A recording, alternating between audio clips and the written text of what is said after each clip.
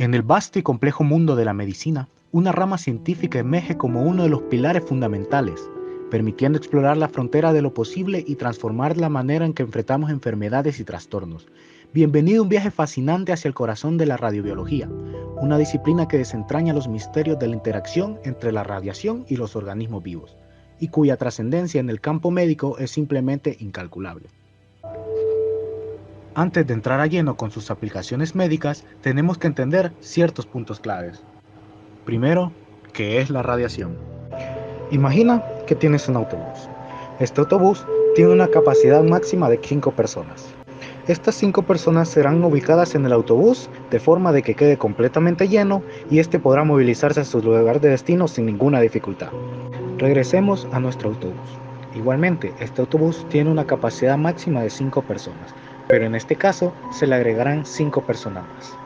Las personas se ubicarán adentro del autobús y, como pueden esperar, al momento de ser ubicadas las personas estarán incómodas. Por lo tanto, la mayoría de personas buscarán salirse de este mismo autobús.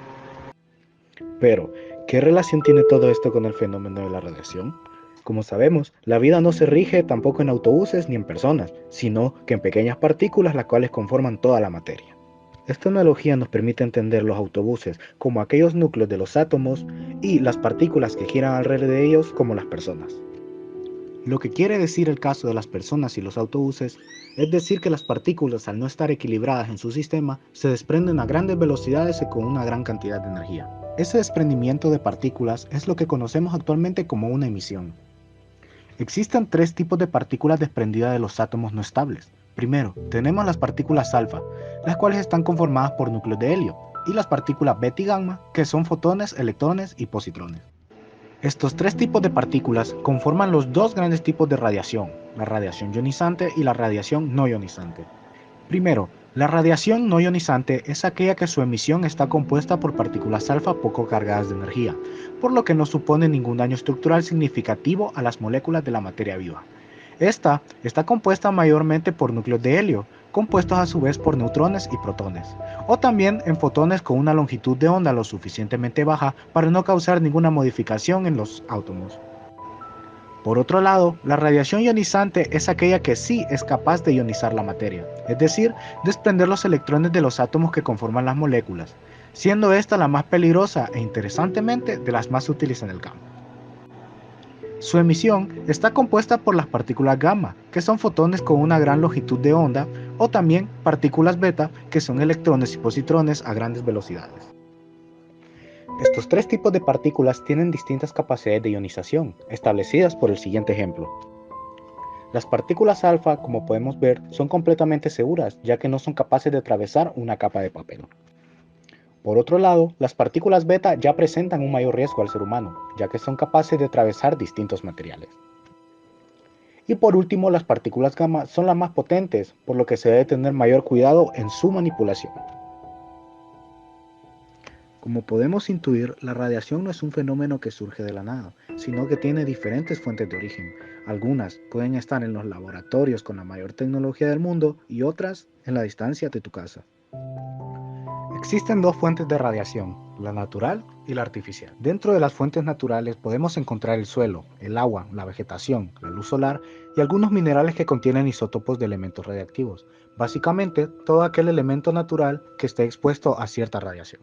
Mientras que la radiación artificial se encuentra más que todo en dispositivos tecnológicos y médicos, como pueden ser máquinas de rayos X o incluso las mismas radios. Como dato curioso, las nueces de Brasil y los plátanos son los alimentos con mayor cantidad de radiación, debido a que estas contienen pequeñas cantidades de selenio y potasio 14, por lo que podemos llegar a concluir que si tenemos una exagerada cantidad de estos alimentos podremos construir un reactor nuclear únicamente hecho de nueces y plátanos. La radiobiología tiene múltiples importantes usos, no solamente en el campo médico, sino que también en las demás ramas de la biología. Sus aplicaciones más frecuentes son usadas en los diferentes campos, como la contaminación radioactiva, la radioprotección y seguridad nuclear, la radiación genética y la dosimetría. Todos estos enfoques ayudan a aprovechar al máximo las ventajas de la radioactividad, pero la rama encargada del estudio de la radiación en los seres humanos es la radiología. La radiología nos ayuda a dar explicación y tratar los diferentes efectos que puede causar la radiación en los seres humanos. así como también innovar en nuevas tecnologías que nos permitan avanzar y aprovechar al máximo sus ventajas. Antes de hablar de los efectos de la radiación, tenemos que tener en cuenta ciertos términos, como el Gray, que es la unidad de medida de la radiación ionizante, que equivale a un joule sobre kilogramo. El ser humano es capaz de soportar 4 a 10 grays de radiación ionizante en un corto periodo de tiempo. A una mayor dosis de esta radiación, el ser humano puede experimentar los siguientes efectos. Quemaduras graves por radiación, causadas por las grandes cantidades de energías expuestas. Cáncer producido por la modificación de células debido a la ionización de biomoléculas en estas mismas. Enfermedades genéticas como las mutaciones. Y enfermedades crónicas debido a los daños en los tejidos de los órganos vitales. En cuanto a la aplicabilidad en la vida real, en mi casa solo encontré una radio, un microondas y la luz del sol como fuentes de radiación. Los efectos que podría tener estos objetos no son significativos para el uso de mi vida diaria, solamente los rayos de la luz del sol que pudieran llegar a causar mutaciones en mi piel. En cuanto al radio y el microondas, estos emiten un tipo de radiación no ionizante, por lo tanto, este no causaría ningún tipo de daño en mi salud. Como primera conclusión, la radiación puede ser tomada como un arma de doble filo, ya que tanto puede ayudarnos como perjudicarnos. Ya conocemos varios accidentes en los cuales han sucedido catástrofes por el mal manejo de la radiación. Como segunda conclusión, estamos más cerca de la radiación de lo que creemos. Son muchas las fuentes de radiación ionizante y no ionizante que a día nos pueden afectar y de las cuales tenemos que tener bastante consideración y cuidado de su manejo y también de su protección. Como tercera conclusión, la radiobiología ha sido una de las más grandes revoluciones en el campo médico, ya que esta nos ha permitido a día de hoy poder tener imágenes del interior de nuestro cuerpo y así tener más exactitud en lo que vendrían siendo diagnósticos.